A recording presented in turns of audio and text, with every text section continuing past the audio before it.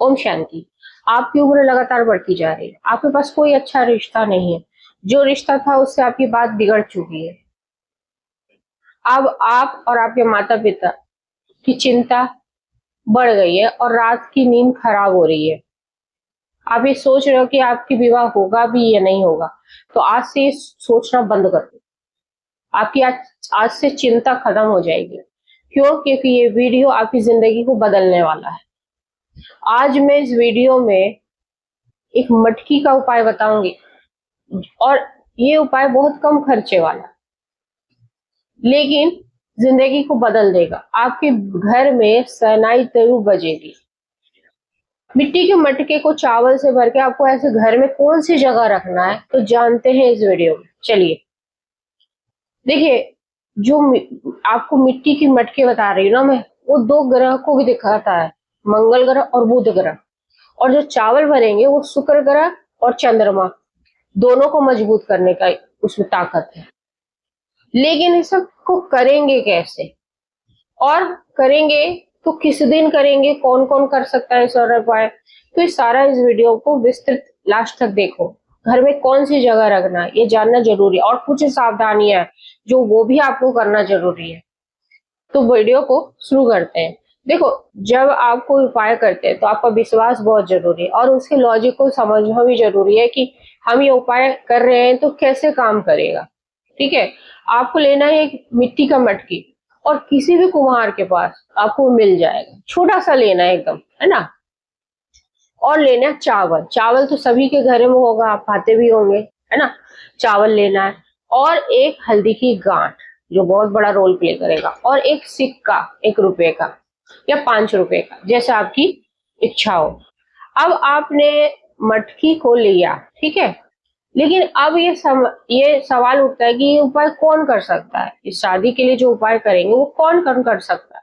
तो जो लड़का लड़की है वो तो ये उपाय कर सकते हैं, उनके माता पिता कर सकते हैं। अगर बहुत लोग होते हैं जिनके माता पिता नहीं होते, गार्डियंस होते हैं, दीदी होती है, भैया भाई होता है बड़ा, चाचा होता है, या कोई मामा होता है जो आपकी गार्डियन है, और वो उनकी भी चिंता होती है कि भाई भतीजे की, भाई की, बहन की शादी नहीं हो पा रही, तो उन क्या करें।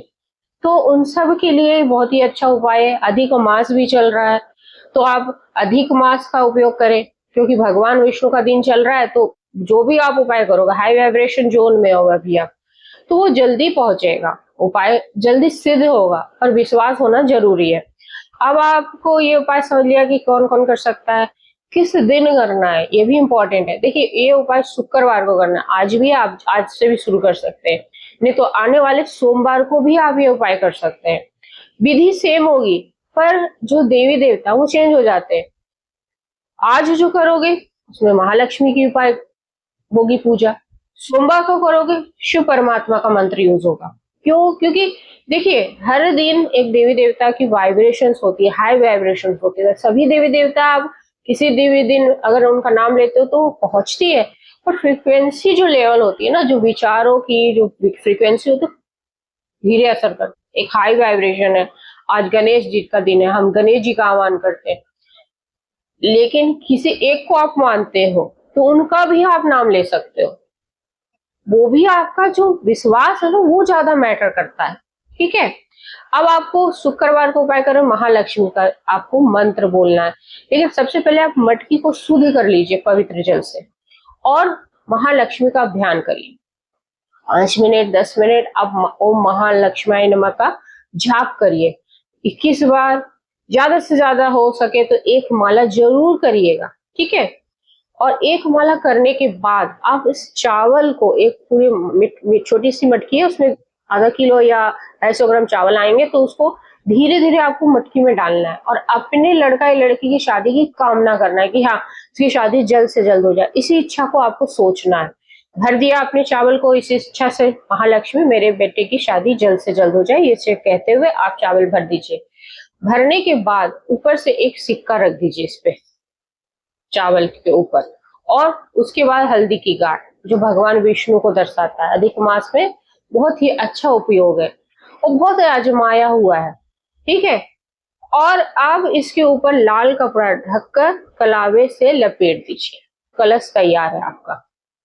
ठीक है, आपने पूरी मंत्र जागरण कर दिया। अब यही सेम चीज आपको सोमवार, अगर आप उपाय कर रहे हो तो सोमवार को भी करना है, लेकिन मंत्र ओम नमः शिवाय, उसी हाई वाइब्रेशन से आप ओम नमः शिवाय का जाप करके वैसे ही भर देना। विधि सेम है, सरल। अब सवाल ये उठता है कि इस मटकी को कौन सी जगह पे घर के रखना है, और यही इंपॉर्टेंट स्टेप है, सो मिस मत करना।